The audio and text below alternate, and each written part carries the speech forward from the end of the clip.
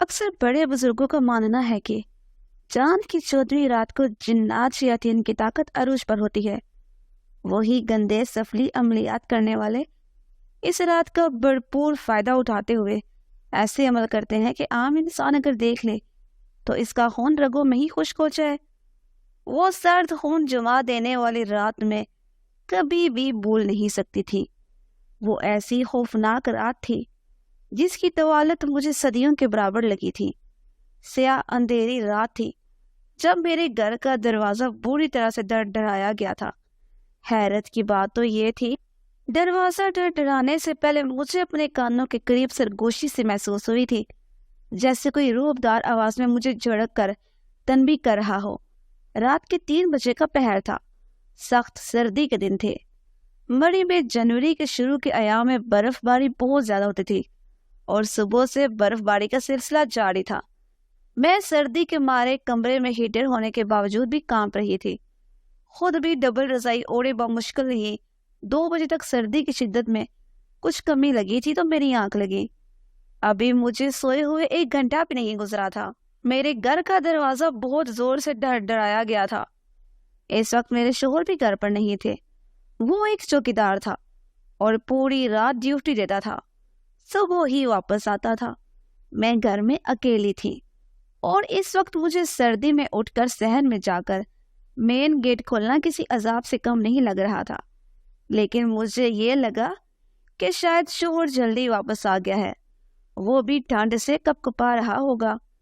اس لیے نہ چاہتے ہوئے میں نے اپنا بستر چھوڑا اور بمشکل اٹھ کر خود پر 2-3 گرم شالیں لپیٹتی کمرے کا دروازہ کھول کر باہر نکل گئے۔ چاند کی 14ویں رات تھی، مگر چاند گہرے بادلوں میں چھپا ہوا تھا۔ پورے صحن میں گپ اندھیرا تھا۔ سردی کی شدت اس قدر زیادہ تھی کہ جیسے ہی کمرے کا میں نے دروازہ کھولا، یک بستہ ہوا نے مجھے کانپنے پر مجبور کیا تھا۔ تیز قدم اٹھاتی ہوئی صحن کو عبور کر رہی تھی جو کافی وسیع تھا۔ نہ جانے کیوں مگر دل بڑی بے ترتیبی سے دھڑک رہا تھا، جیسے میرے دل کو کوئی مقناطیس کی طرح اپنی طرف کھینچ رہا ہو۔ میں نے جلدی سے دروازہ کھول دیا، لیکن سامنے کھڑے شخص کو دیکھ کر تو جیسے میری جان ہوا ہوئی تھی، کیونکہ سامنے کھڑا شخص میرا شوہر نہیں تھا، کوئی اجنبی تھا۔ سیاہ لباس پہنے، سفید گوڑی رنگت اور اس پر اس کی آنکھیں گہری کالی اور موٹی، دیکھ کر تو جیسے میرا دل دھڑکنا بھول گیا تھا۔ وہ دراز قد شخص تھا، 6 فٹ سے بھی اس کا قد اونچا دکھائی دے رہا تھا۔ اس سے پہلے کہ میں فوراً سے دروازہ بند کر دیتی، اس نے ہاتھ سے مجھے دروازہ بند کرنے سے روکا تھا۔ مجھے لگا کہ شاید کوئی چور آ گیا ہے یا کوئی ڈاکو۔ سوچ نے جیسے میری جان ہی نکال دی تھی۔ میرا یہ حال تھا کہ میں ابھی رو دوں گی۔ میں اس وقت اکیلی تھی۔ اگر وہ ڈاکو چور اندر آ جاتا تو میں کیسے اپنا بچاؤ کر سکتی تھی؟ وہ کہنے لگا، دیکھیں، دروازہ بند نہ کرے، میری بات سنیں۔ اس کی آواز سن کر تو ایک پل کو رگوں میں خون کی روانی تیز ہوئی تھی۔ کچھ دیر پہلے جو میں سردی سے کپکپا رہی تھی، ایک دم سے پسینے کی بوندیں ماتھے پر ٹمٹمانے لگی۔ اس کی آواز اس قدر بھاری تھی کہ مجھے لگا جیسے وہ نہیں بلکہ 6-7 مرد مل کر یک زبان ہو کر بول رہے ہوں۔ جتنی طاقت میں لگا سکتی تھی لگا کر دروازہ بند کرنے کی کوشش کر رہی تھی، لیکن وہ شخص شاید بہت زیادہ جاندار تھا، جس کی طاقت کے آگے میری طاقت نہ ہونے کے برابر تھی۔ جتنا دروازہ میں نے کھول کر اس شخص کو دیکھا تھا، اس شخص کے ہاتھ رکھنے پر دروازہ اتنے کا ہی کھلا ہوا تھا، وہ ٹس سے مس نہیں ہوا تھا۔ وہ کہنے لگا کہ میری بیوی زچگی کے درد سے بے حال ہے اور آپ ایک دائی ہیں، خدا کے لیے میرے ساتھ چلیں۔ اس شخص کا لہجہ بالکل بے تاثر تھا۔ اگر وہ کوئی چور ڈاکو نہ بھی تھا تب بھی میں اس کے ساتھ جا نہیں سکتی تھی۔ نہ میرا شوہر گھر پر تھا اور نہ ہی رات کا ایسا وقت تھا کہ میں اس کام کے لیے کسی کے ساتھ چل پڑتی۔ میں نے کہا، دیکھیں، میں بے شک دائی ہوں، لیکن اس وقت کسی کے ساتھ نہیں جا سکتی۔ میں دن کے وقت ہی یہ کام کرتی ہوں، رات کے وقت نہیں۔ وہ کہنے لگا کہ لیکن میری بیوی کو ابھی ضرورت ہے، آپ کو میرے ساتھ چلنا پڑے گا۔ میں نے کہا، میرے دروازے سے ہاتھ ہٹائیں، مجھے آپ کے ساتھ نہیں جانا۔ لیکن عجیب شخص تھا۔ اس نے دروازے کو اور کھول دیا اور میں اس کی طاقت کے آگے بے بس تھی، کیونکہ میرا دروازہ کھل چکا تھا۔ وہ شخص میرے سامنے تھا۔ بنا لحاظ کیے وہ میرے گھر میں داخل ہو گیا۔ ایسے یوں اپنے گھر میں دیکھ کر تو میری اور بھی جان نکلی تھی۔ میں نے فٹافٹ سے خود پر اوڑھی شال سے ہی اپنا چہرہ چھپا لیا۔ وہ کہنے لگا، دیکھیں، میں آپ کو مالا مال کر دوں گا، لیکن آپ کو اسی وقت میرے ساتھ چلنا پڑے گا۔ میں آپ کو اتنے پیسے دوں گا کہ ساری زندگی آپ کو دوبارہ کمانے کی یا محنت کرنے کی ضرورت نہیں پڑے گی۔ اس کی یہ بات سن کر میں کچھ خاموش سی ہو گئی تھی۔ ہم دونوں میاں بیوی کماتے تھے، تب ہی ہمارے گھر کا چولہا جلتا تھا۔ میں ایک دائی تھی اور آئے دن میرے پاس ایسے کوئی کیس آتے ہی رہتے تھے۔ زیادہ تر خواتین ہاسپٹل میں جانا پسند کرتی تھی۔ کچھ پرانے حالات کی ہی عورتیں تھیں جو اپنی بہووں اور بیٹیوں کے لیے مجھے بلا لیتی تھی، اور ایسا مہینے میں 2-3 بار ہی ہوتا تھا۔ میرے میاں ایک چوکیدار تھا، رات بھر ہوٹل کے باہر ڈیوٹی دیتا تھا، صبح تھکا ہارا گھر پہنچتا تھا، لیکن اتنی انتھک محنت کرنے کے بعد بھی اس کی تنخواہ اتنی زیادہ نہ تھی کہ مہینے بھر کے اخراجات پورے ہو سکتے۔ اس شخص نے جب مجھ سے یہ کہا کہ وہ مجھے مالا مال کر دے گا تو میں کچھ سوچ میں پڑ گئی، لیکن اپنے شوہر کی اجازت کے بغیر میں کیسے رات کے اس پہر اس اجنبی کے ساتھ جا سکتی تھی؟ ہو سکتا تھا وہ جھوٹ بول رہا ہو۔ اوپر سے اس کا ہی عجیب و غریب حلیہ اور بھاری بھرکم آواز۔ وہ بولتا تو ایسے لگتا جیسے جان نکالے گا۔ نہ جانے مجھے اپنے ساتھ کہاں لے جائے، کیونکہ بے شک میں دائی تھی، لیکن میری عمر 27-28 سال سے زیادہ نہ تھی، اور اگر یہ شخص سچ بھی بول رہا ہے تو میں نے سوچا یہ زیادہ سے زیادہ مجھے کتنے پیسے دے گا؟ 30-40 ہزار۔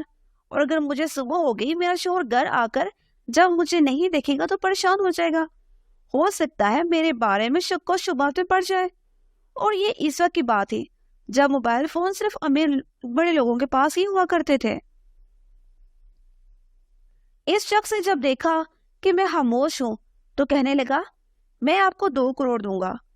یہ سن کر میں نے برجستہ اس کی طرف پھٹی پھٹی آنکھوں سے دیکھا تھا۔ اس کے ہاتھ میں ایک سیاہ رنگ کا کپڑے کا تھیلا تھا جو اس نے میری طرف بڑھا دیا۔ میں تو اس کی شکل ہی دیکھتی رہ گئی۔ صرف ایک کیس کے وہ مجھے 2 کروڑ دے رہا تھا۔ 2 کروڑ! اس زمانے میں 2 کروڑ کا مطلب آج کے اربوں روپے کا مالک ہونے کے مترادف تھا۔ یہ تو واقعی اتنی رقم تھی کہ میں اپنے تمام مسائل کو حل کر سکتی تھی۔ میں نے سوچا مجھے اس شخص کے ساتھ چلے جانا چاہیے، واقعی ہو سکتا ہے کہ اس کی بیوی مشکل میں ہو۔ شوہر جب اتنی بڑی رقم دیکھے گا تو خود ہی مان جائے گا۔ میں نے کہا، ٹھیک ہے، میں آپ کے ساتھ چلنے کو تیار ہوں، لیکن میں نہیں جانتی تھی میں نے اپنے لیے کتنی بڑی مصیبت کھڑی کر لی ہے۔ وہ شخص مجھے کہنے لگا کہ چلیں۔ یہ کہہ کر وہ گھر سے باہر نکل گیا۔ میں نے وہ پیسے والا تھیلا اپنے کمرے میں چھپا کر رکھا، گھر کو تالا لگایا، کیونکہ گھر کے تالے کی دوسری چابی میرے شوہر کے پاس تھی۔ جیسے ہی میں گھر سے باہر نکلی تو سامنے 2 گھوڑوں کی بگی دیکھ کر میرا دماغ چکرا گیا۔ ایک تو مڑی جیسے اونچے نیچے روڈ اور اس پر 2 گھوڑوں کی بگی۔ میں نے کہا، آپ کے پاس کوئی گاڑی یا دوسری سواری نہیں ہے؟ ہم گھوڑوں پر جائیں گے تو بہت دیر سے پہنچیں گے۔ کہنے لگا کہ آپ بے فکر ہیں، جہاز کی رفتار سے وہاں پہنچیں گے۔ یہ میرے ہاتھ گھوڑے ہیں۔ مجھے اس کی بات بڑی عجیب لگی تھی، لیکن بہرحال میں اس بگی میں سوار ہو گئی۔ وہ کچھ ڈولی نما سی بگی بنے ہوئی تھی۔ آگے ایک چھوٹی سی سیٹ تھی جس پر وہ شخص جا کر بیٹھ گیا، اور پیچھے ایک ڈولی سی بنی تھی جس کے دروازے بھی تھے۔ میں اس کا دروازہ کھول کر اندر بیٹھ گئی۔ اندر 2 لوگوں کی آمنے سامنے بیٹھنے کی جگہ تھی۔ جیسے ہی میں اس بگی پر سوار ہوئی، مجھے گھوڑوں کی چاپ سنائی دی۔ اس کے بعد تو مجھے واقعی یہ لگا جیسے میں کسی ٹرین میں بیٹھی ہوں۔ باہر کے مناظر بڑی تیزی سے میری نظروں کے سامنے سے گزر رہے تھے۔ بس ایک بگی کے دروازے پر ایک گول کھڑکی نما چھوٹی سی جگہ تھی جس سے میں باہر کے مناظر دیکھ سکتی تھی۔ اول تو اندھیرا تھا، لیکن کئی گھروں میں جلتی بتیوں سے محسوس ہو رہا تھا جیسے وہ تیزی سے میری آنکھوں سے پیچھے کی جانب گزر رہی ہیں۔ مجھے یوں محسوس ہو رہا تھا جیسے میں ٹرین میں سوار ہوں۔ میرے دل میں خوف اور وسوسے پیدا ہو رہے تھے۔ دل تھا کہ پوری قوت سے دھڑکتا ہی چلا جا رہا تھا۔ میں آ تو گئی تھی لیکن نہ جانے کیوں پریشان اور بے چین سی تھی۔ 1 گھنٹہ گزر گیا تھا لیکن یہ مسافت تھی کہ کم ہی نہیں ہو رہی تھی، اور اب تو باہر دیکھنے پر بھی مجھے سوائے سیاہ اندھیرے کے کچھ بھی دکھائی نہیں دے رہا تھا۔ 1 گھنٹے بعد وہ بگی رکی تھی اور پھر بگی کا دروازہ باہر سے کھلا تھا۔ وہی سیاہ لباس پہنے نوجوان میرے سامنے کھڑا تھا۔ مجھے حیرت اس بات کی تھی، وہ شخص دیکھنے میں قابل رشک صحت اور خوبصورتی رکھتا تھا، لیکن اس کی آنکھیں انتہائی گہری سیاہ تھی۔ مجھے اس کے ڈھیلے عام انسانوں سے کافی بڑے محسوس ہوئے تھے اور چہرہ بالکل بے تاثر۔ لیکن آج جیسے ہی میں بگی سے نیچے اتری، وہ جگہ میرے لیے بالکل انجان سی تھی۔ عجیب محل نما گھر تھا، سفید رنگ کی حویلیاں اور سبھی ایک جیسی۔ اس اندھیری رات میں ان گھروں کے در و دیوار یوں روشن تھے جیسے ہر سو چاندنی بکھری ہوئی ہو۔ وہ شخص مجھ سے آگے چل رہا تھا۔ میں نے پہلی مرتبہ اس کے حلیے پر روشنی میں غور کیا تو بے ساختہ میرے قدم رکے تھے، کیونکہ اس نے بڑا ہی عجیب کرتا پہن رکھا تھا۔ وہ سیاہ رنگ کا کرتا اس کے پیروں سے کچھ اوپر تھا، اور پھر اس کے پیروں میں موجود کوسے تو شاید عام کوسوں سے بے تحاشا بڑے تھے۔ ایک پل کو مجھے حیرت ہوئی، اس کا اپنا حلیہ فقیروں جیسا تھا۔ یہ مجھے کہاں سے 2 کروڑ دے سکتا تھا؟ جیسے ہی یہ خیال میرے ذہن میں آیا، آگے چلتے شخص کے قدم رکے۔ اس نے بغیر قدموں میں ذرا بھی جنبش پیدا کیے پلٹ کر میری جانب دیکھا۔ ایسے لگ رہا تھا جیسے اس نے میرے من کی بات جان لی ہو۔ میں بوکھلا کر رہ گئی۔ اس بے تاثر سخت چہرے پر ایک گہری مسکراہٹ پھیلی، پھر اگلے ہی پر سمٹ گئی۔ مجھے سیاہ آنکھیں مزید گہری ہوتی محسوس ہوئی تھی۔ وہ ایک مرتبہ پھر چلنے لگا اور میں اس کے پیچھے تیز تیز قدم اٹھائے جانے لگی، اس طرف دھیان دیے بغیر کہ منفی درجہ حرارت میں بھی اس جگہ کا درجہ حرارت اعتدال پر تھا۔ میرے لیے حیران کن بات یہ تھی، جیسے ہی میں اس حویلی کے اندر داخل ہوئی، جیسا سیاہ لباس اس نوجوان نے پہنا تھا، وہاں اندر بہت سے نوجوانوں نے وہی لباس پہن رکھا تھا، اور قطار کی صورت میں وہ لوگ کھڑے ہوئے تھے۔ بس فرق یہ تھا، انہوں نے اس کی طرح لمبے کرتے نہیں پہن رکھے تھے۔ ان کے رنگ و رو بھی ایسے ہی سفید تھے اور آنکھیں گہری کالی تھی۔ میرا دل نہ جانے کی یہ سب دیکھ کر ہول رہا تھا۔ مجھے لگ رہا تھا جیسے میں نہ جانے کسی اور دنیا میں آ گئی ہوں۔ مجھے اپنا یہاں آ جانے پر افسوس ہونے لگا تھا۔ دل یہ خیال آنے لگا کہ مجھے اس شخص کی بات ماننی ہی نہیں چاہیے تھی۔ نہ جانے کیوں میں نے 2 کروڑ سن کر اس کی بات پر حامی بڑھ لی تھی، اور اب مجبوراً اس شخص کی تقلید میں اس کے محل نما گھر کے اندر کی جانب بڑھ رہی تھی۔ جیسے ہی میں الاؤنج کا دروازہ کھلا اور میں اندر داخل ہوئی، وہاں پر ایک خاتون بیٹھی ہوئی تھی، بے حد خوبصورت قسم کی، لیکن 50 کے لگ بھگ کی۔ مجھے دیکھ کر مسکرائی، کہنے لگی، بڑی تعریفیں سنی ہیں ہم نے تمہاری، آج تمہارے ہاتھوں کا کمال بھی دیکھ لیتے ہیں۔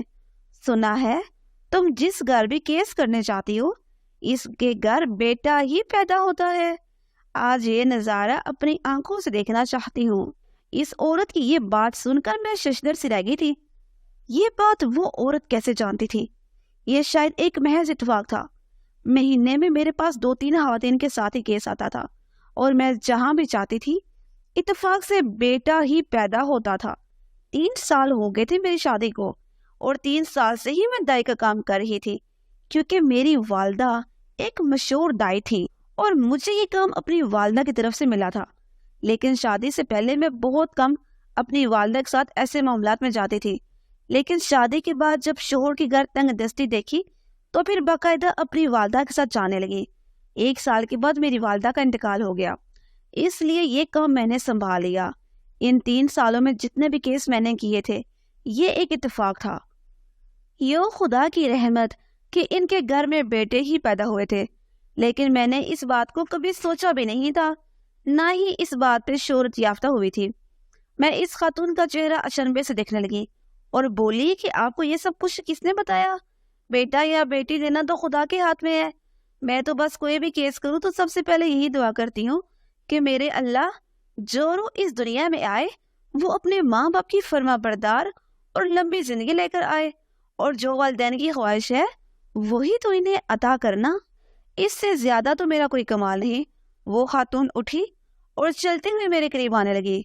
اس کے چہرے پر گہری مسکراہٹ تھی، مگر ایک بات جو میں نے نوٹ کی تھی وہ یہ تھی کہ اتنی دیر میں ایک دفعہ بھی اس نے پلکیں نہیں چپکائی تھی، نہ ہی اس کے شوہر نے، اور نہ ہی اس نے وہ خاتون میرے پاس آ کر کہنے لگی یہ تو تمہارا بڑا پن ہے، ورنہ تم نہیں جانتی کہ تم کتنی انمول ہو، تبھی تو تمہیں ہم نے اپنے پاس بلایا ہے۔ اس کا لہجہ اور بات کرنے کا انداز بڑا ہی عجیب تھا۔ اس نے اشارے سے ایک ملازمہ کو بلایا۔ اس نے سفید رنگ کا لباس پہن رکھا تھا جس نے اس کے پیروں کو بھی ڈھکا ہوا تھا۔ وہ ایسے چلتی ہوئی آئی تھی جیسے کوئی ہوا میں اڑتا ہوا وہاں تک پہنچا ہو۔ اس کا قد بہت چھوٹا تھا، شاید 4 فٹ یا اس سے بھی کم۔ وہ خاتون اس سے کہنے لگی کہ یہ ہماری مہمان ہے، تم انہیں ان کا کمرہ دکھا دو، کچھ دیر بعد ہمارے بچے کی پیدائش ہونے والی ہے، تب ہم انہیں بلا لیں گے۔ اس کی ایک ایک بات حیرت میں مبتلا کر رہی تھی۔ یہ تو ایسے کہہ رہی تھی جیسے اس سے پہلے ہی سب کچھ علم ہو۔ وہ ملازم مجھے کمرے میں لے گئی اور پھر میرے لیے ٹھنڈا مشروب لے کر آئی۔ میں نے اس مشروب کا صرف ایک ہی گھونٹ بڑھا تھا کیونکہ وہ مشروب مجھے انتہائی بد ذائقہ لگا تھا۔ مجھے ابکائی آنے لگی۔ میں نے وہ گلاس ملازموں کو واپس کیا تو اس کے ماتھے بل پڑ گئے۔ کہنے لگی کیا ہوا، مشروب پسند نہیں آیا؟ میں کھانستے ہوئے کہنے لگی کہ یہ کیسا مشروب ہے، کتنا کڑوا اور بدبودار، تم لوگ یہ کیسے پی لیتے ہو؟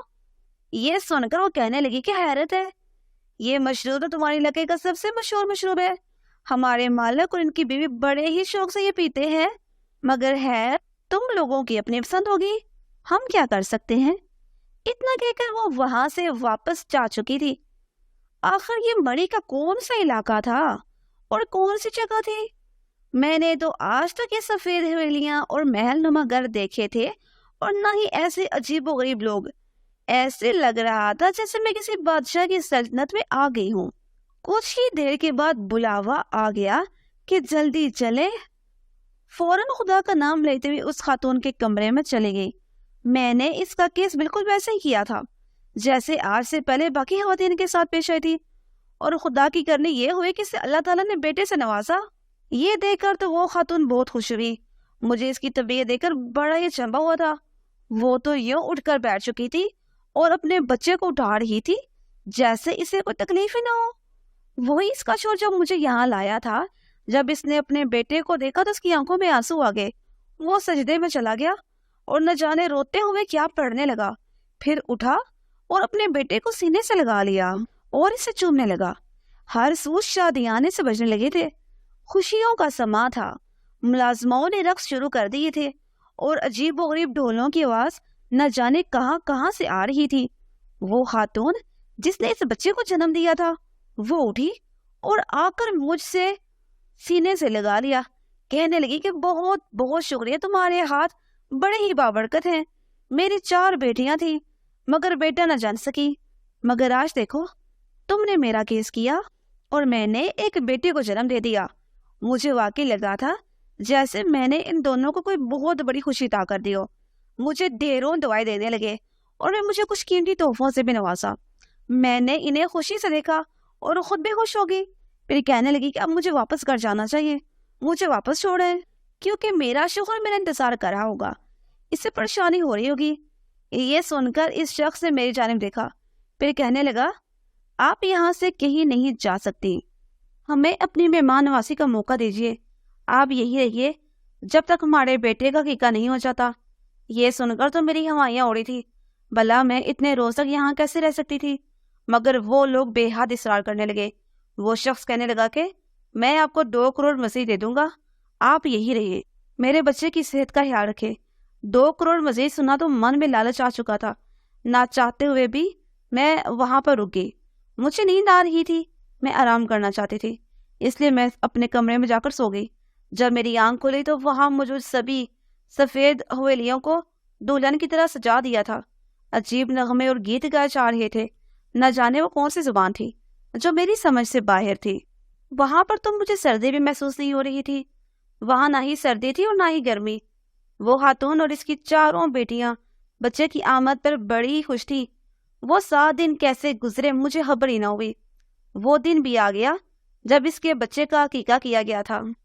مجھے ایسے لگا تھا جیسے چند دنوں میں وہ بچہ معمول سے زیادہ ہی بڑا ہو چکا ہے۔ وہ 7 دن کا بچہ مجھے 1 سال کے بچے کے برابر لگنے لگا تھا۔ وہ دن بھی آ گیا جب اس بچے کا عقیقہ کیا گیا تھا۔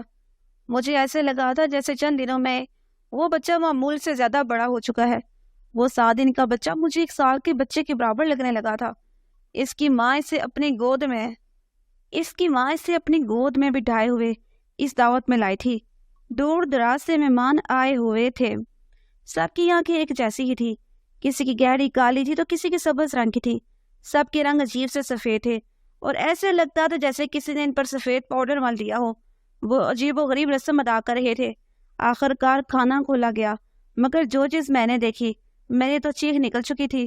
میں بے ہوش ہو کر گر گئی، کیونکہ بڑے بڑے ٹالوں سے جب ڈھکن اٹھایا گیا تو وہاں پر زندہ بکرے یوں ہی کٹے پڑے تھے۔